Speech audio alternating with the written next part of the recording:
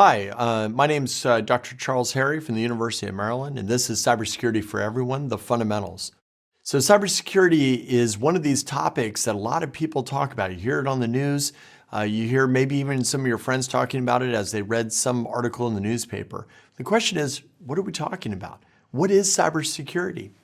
And so this question, this fundamental question, is an area that frankly many of us are confused about.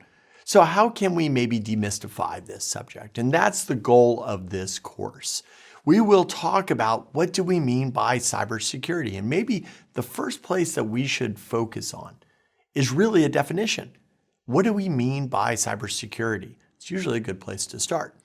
So the way I like to think about cybersecurity is to break it down into individual words, and let's define those words, and maybe we can get a better way to think about this problem before we start our long journey on talking about the threat actors that are out there, the internet, all the various tools and techniques that hackers use. So let's start off with the very first word, cyber. What do we mean by cyber? And if we take a look at just your normal dictionary, something like the Webster's Dictionary, we get some sort of definition that looks like this: of relating to or involving computers or computer networks. And that sounds reasonable, right? Because when we think about cyber, we tend to think of the person in their parents' basement with the hoodie over their head, working away on their laptop, some brilliant hacker. So of course, cyber has to be about technology. So is it only about the technology? That's the question. And in fact, when you take a look at some of the historical representations and definitions of cyber, we get a slightly different view. So let's define the term cyber. How is cyber different than other terms that we often hear? Terms like information assurance or information security, or even things like cybernetics or computer security, or something as generic as IT security. How is cyber different? And if we actually explore this term, if we explore it and take a look at some of its historical roots, we start to figure out that cyber is actually something a little bit broader than just the technology. So cyber really evolves historically from this larger field.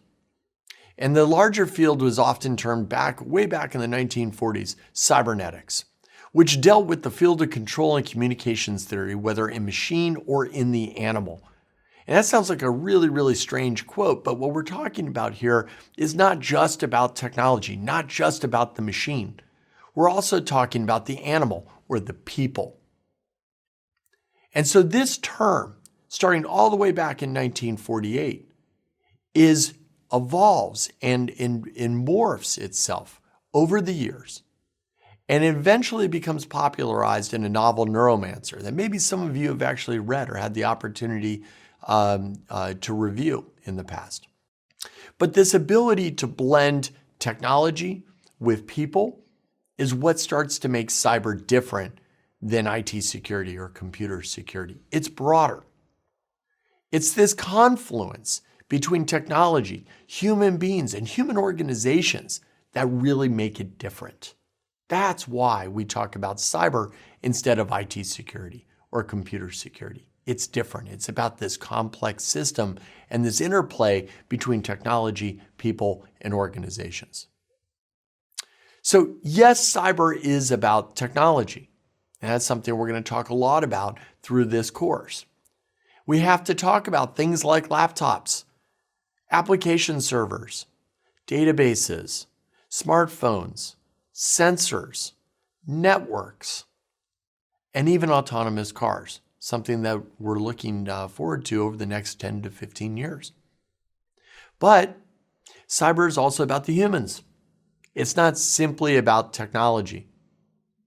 It's about the hobbyists, the people who just enjoy playing around with technology.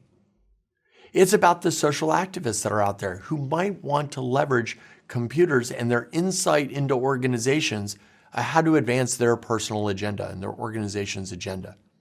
It's also about criminal syndicates who want to leverage technology and their insights about people and their failings in order to obtain more money. It's about intelligence operatives, people who work on behalf of other nations, who are interested in understanding a variety of secrets about other nations. It's about the technologists, the people who are deeply embedded in the technology who want to defend networks.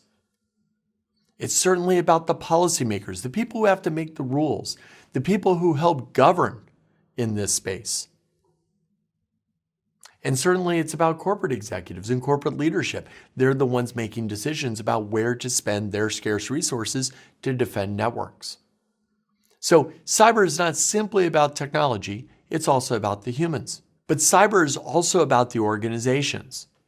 Things like corporations and water treatment facilities, electric companies, maritime transport companies, rail, and certainly nuclear power plants, and many, many more.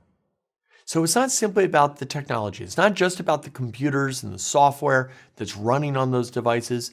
And it's more than just the humans that are operating those particular machines, but they both come together in a broader set of organizations. And that matters. It matters because when we talk about things like an attack surface, the broad array of devices and vulnerabilities that hackers leverage and exploit, we have to think about humans and machines, how they work together to produce a product or a service. And that helps us understand where our vulnerabilities lie and where the risks are to all of society in some cases. So cyber is complex. Yes, it includes technology. It's hardware and software running on various devices. But it's also about the people, technologists, executives, public officials, and the hackers themselves and their motivations. And finally, about the organizations, the private and the public sector. When does a cybersecurity issue become a public concern and not simply a private problem? How do we make that determination? So these things come together and it moves us beyond simply evaluating the technology. Cyber is much more than the ones and zeros that we often hear about in popular media. It's about the confluence between technology, humans, and organizations. So it does not stand alone. We need to think about this holistically. So if we wanted to come up with a working definition of cyber, and certainly there are lots of different definitions that exist, one in particular that I like is from the Public Safety Board of Canada. And it really emphasizes this interaction between humans and technology. And the idea is that there's an electronic world that's interconnected, filled with networks of information technology. But in addition, it's a global commons where people are linked together to exchange ideas, services, and friendship. And I think at the heart of this definition, it highlights what we've just been talking about, which is that cyber is an issue of complexity between technology, individuals, and organizations. In this video, we've talked about the term cyber and how cyber is much more than simply about the technology. It's about technology, individuals, and organizations working together. In our next video, we're going to talk about what we mean by security. See you next time.